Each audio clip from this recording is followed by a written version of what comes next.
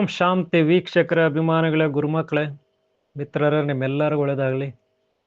ಮಿತ್ರರೇ, ಗುರುಮಕ್ಕಳ ಅಭಿಮಾನಿಗಳೇ, ಮಾಲೆಗಳು, ಸ್ಫಟಿಕ ಮಾಲೆ, ರುದ್ರಾಕ್ಷಿ ಮಾಲೆ, ಕರಂಗಲಿ ಮಾಲೆ, ಹಾಗೆ ನವರತ್ನ ಮಾಲೆ. ಇವತ್ತು ನಾವು ನವರತ್ನ ಮಾಲೆ ಅಂದರೆ ಏನು ಅಂತ ತಿಳ್ಕೊಳ್ಳೋಣ.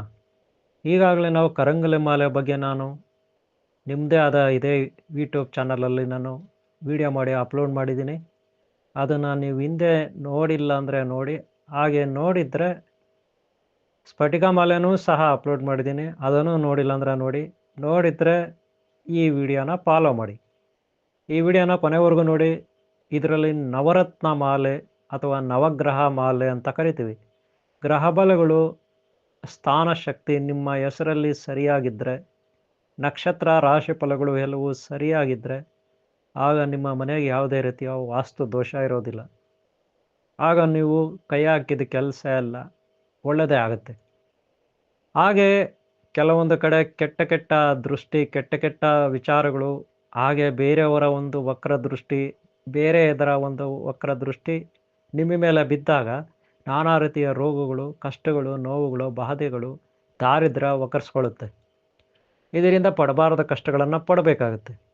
ಆದರೆ ಇದು ಯಾವುದೂ ನಮಗೆ ಕೆಟ್ಟದು ನಮ್ಮ ಮೇಲೆ ಬರಬಾರ್ದು, ನಮ್ಮ ಮೇಲೆ ಬೀಳಬಾರ್ದು, ನಮಗೆ ಅನ್ಯಾಯ ಆಗಬಾರ್ದು, ಕಷ್ಟ ಬರಬಾರ್ದು, ದಾರಿದ್ರ್ಯ ಬರಬಾರ್ದು, ರೋಗ ಬರಬಾರ್ದು, ಶತ್ರುಗಳ ಕಾಟ ಇರಬಾರ್ದು ಅನ್ನೋದಾದರೆ ನಿಮಗೆ ನಿಮ್ಮ ರಕ್ಷಣೆಗೆ ಏನೋ ಒಂದು ಬೇಕು. ಒಂದು ಕಾಯಿ, ಒಂದು ಬೇರೆ, ಒಂದು ತೊಗಟೆ ಅಥವಾ ಒಂದು ಮಣಿ ಇತ್ಯಾದಿ ಏನೋ ಒಂದು ದೈವಿ ಶಕ್ತಿ ಇರತಕ್ಕಂಥ, ಪಾಸಿಟಿವ್ ಎನರ್ಜಿ ಇರತಕ್ಕಂಥ ಒಂದು ವಸ್ತು ನಿಮ್ಮ ಜೊತೆಗೆ ಇರಬೇಕಾಗುತ್ತೆ ನಿಮ್ಮ ರಕ್ಷಣೆಗೆ. ಅದು ಏನಾದರೂ ಆಗಿರಲಿ, ರಕ್ಷಣೆ ಕೊಡ್ತಕ್ಕಂಥದ್ದು.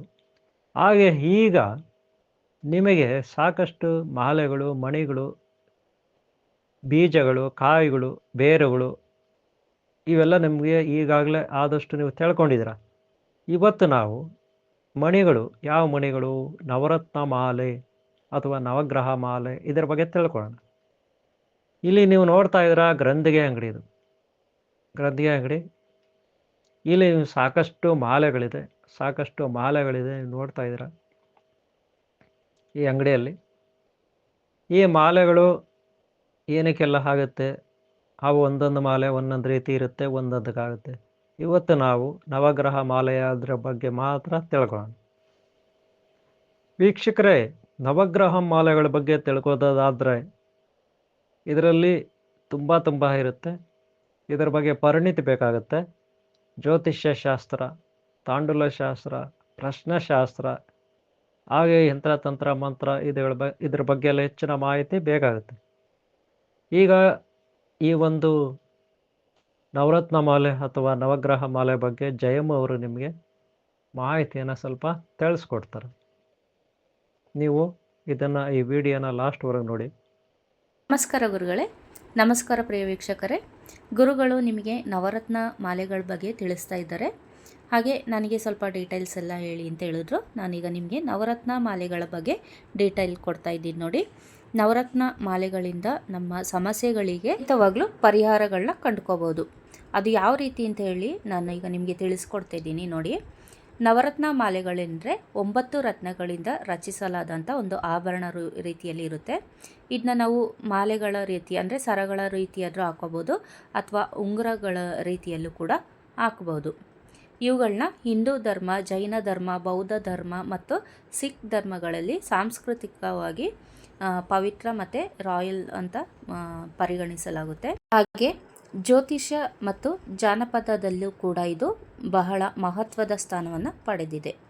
ಪ್ರತಿಯೊಂದು ರತ್ನವು ತನ್ನದೇ ಆದ ಗುಣರೂಪಗಳನ್ನ ಹೊಂದಿರುತ್ತೆ ಮತ್ತು ಪ್ರಭೇದಗಳಿಂದ ಮತ್ತು ಅವುಗಳ ಕಾರಕತ್ವವನ್ನು ಕೂಡ ಹೊಂದಿರುತ್ತೆ. ಇದ್ರೆ ಬನ್ನಿ, ಯಾವ ಮಣಿಗಳು ಅಂದರೆ ನವರತ್ನಗಳು ಯಾವ ಗ್ರಹಕ್ಕೆ ಬರುತ್ತೆ ಅಂತ ನಾವು ನೋಡೋಣ. ಕೆಂಪು ಅಂದರೆ ಸೂರ್ಯನಿಗೆ ಪ್ರಿಯಕರ ರತ್ನವಾಗಿರುತ್ತೆ. ಚಂದ್ರನಿಗೆ ಬಿಳಿಯ ಬಣ್ಣ ಅಥವಾ ಮುತ್ತು. ಹವಳ ಮಂಗಳ ಗ್ರಹಕ್ಕೆ, ಪುಷ್ಯರಾಗ ಗುರು ಗ್ರಹಕ್ಕೆ, ಪಚ್ಚೆ ಬುಧ ಗ್ರಹಕ್ಕೆ, ವಜ್ರ ಶುಕ್ರ ಗ್ರಹಕ್ಕೆ, ನೀಲಂ ಶನಿ ಗ್ರಹಕ್ಕೆ, ಗೋಮೇಧ ರಾಹು ಗ್ರಹಕ್ಕೆ, ವೈಡೂರ್ಯ ಕೇತು ಗ್ರಹಕ್ಕೆ. ಈ 9 ಗ್ರಹಗಳು ತನ್ನದೇ ಆದ ಒಂದೊಂದು ಪ್ರಭಾವವನ್ನು ಸೂಚಿಸುತ್ತಿರುತ್ತೆ. ಆದ್ದರಿಂದ ಯಾರ ಜಾತಕದಲ್ಲಿ ನವಗ್ರಹಗಳಲ್ಲಿ ಯಾವುದಾದ್ರೂ ಒಂದು ದೋಷ ಇದ್ದೇ ಇರುತ್ತೆ, ಅಥವಾ ಯಾವ ದೋಷ ಇಲ್ಲದಿದ್ದರೂ ಪರವಾಗಿಲ್ಲ, ನೀವು ನವಗ್ರಹಗಳ ಹಾರವನ್ನು ಹಾಕೋಬೋದು. ನೀವು ಈ ನವಗ್ರಹ ಹಾರಗಳನ್ನ ಹೆಂಗೆ ಬೇಕಂಗೆ ಕೋಣಿಸ್ಕೊಂಡು ಹಾಕ್ಕೊಳಕ್ಕಾಗಲ್ಲ. ಅದು ಪೋಣಿಸೋ ವಿಧಾನಗಳು ಕೂಡ ಅದು ಆರ್ಡರ್ ವೈಸಲ್ಲೇ ಪೋಣಿಸ್ಬೇಕು. ನೀವು ಸುಮ್ಮನೆ ಅಂಗಡಿಯಿಂದೆಲ್ಲ ತಗೋಗ್ಬಿಟ್ಟು ನವಗ್ರಹ ಹಾರನೆಲ್ಲ ಹಾಕೋತೀನಿ ಅಂತ ಹೇಳಿದ್ರೆ ಅದು ನಡೆಯಲ್ಲ. ನಿಮಗೆ ರೆಡಿ ಇರೋದು ಬರುತ್ತೆ, ಅದನ್ನ ನೀವು ತಂದು ಶುದ್ಧೀಕರಣ ಮಾಡಿ ನಂತರ ಸಿದ್ಧಿ ಮಾಡಿ ನಂತರನೇ ಅದನ್ನ ಹಾಕೋಬೇಕು. ನವರತ್ನ ಹಾರಗಳನ್ನ ಹಾಕೋಬೇಕಾದ್ರೆ ನೀವು ಶುಕ್ರವಾರ, ಒಂದು ಶುಕ್ಲ ಪಕ್ಷದಲ್ಲಿ ಆಗಲಿ ಅಥವಾ ಶುಕ್ರವಾರ ದಿನಗಳಲ್ಲಿ ನವರತ್ನನ ಧರಿಸೋದ್ರಿಂದ ನಿಮಗೆ ಸಾಕಷ್ಟು ಅನುಕೂಲಗಳಾಗುತ್ತೆ.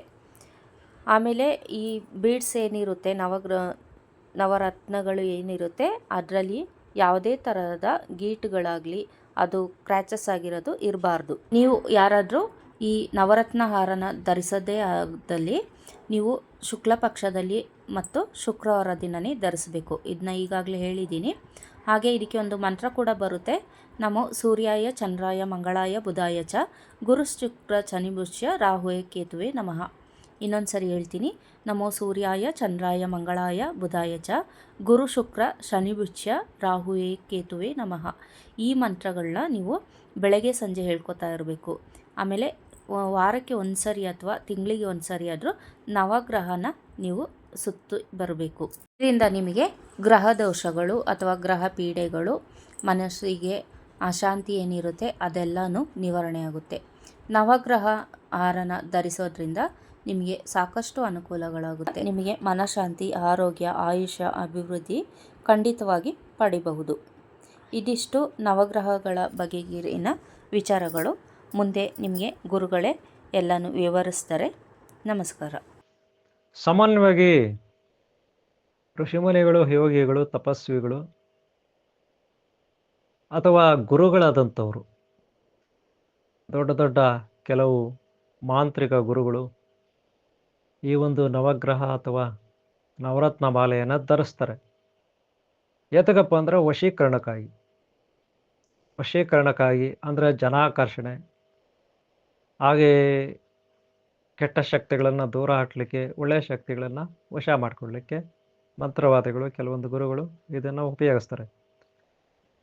ಹಾಗೆ ಕೆಲವರು ಜಪ ಮಾಡಲಿಕ್ಕೆ ಇದನ್ನು ಜಪ ಮಾಡ್ತಾರೆ. ಕೈಯಲ್ಲಿ ಹಿಡ್ಕೊಂಡು ಮಣಿಗಳನ್ನು ಒಂದೊಂದೇ ಮಣಿ ಜಪ ಮಣಿಯಾಗಿ ಬಳಸ್ತಾರೆ. ಈಗ ರುದ್ರಾಕ್ಷಿ ಬಳಸ್ತಾರಲ್ಲ ಜಪಮಾಲೆಯಾಗಿ, ಹಾಗೆ ಜಪಮಾಲೆಯಾಗಿ ಕೂಡ ಈ ಮಣಿಗಳನ್ನು ಎಣಿಕೆ ಮಾಡ್ತಾ ಯಾವುದೋ ಒಂದು ದೇವರನ್ನು, ಯಾವುದೋ ಒಂದು ಶಕ್ತಿಯನ್ನು ಮಂತ್ರ ಸಿದ್ಧಿ ಮಾಡಿಕೊಳ್ಳಿಕ್ಕೆ ಜಪ ಮಾಡ್ತಾ ಈ ಮಣಿಗಳನ್ನು ಉಪಯೋಗಿಸ್ಕೊಳ್ತಾರೆ. ಅದಕ್ಕೂ ಕೂಡ ಇದು ಉಪಯೋಗಕ್ಕೆ ಬರುತ್ತೆ.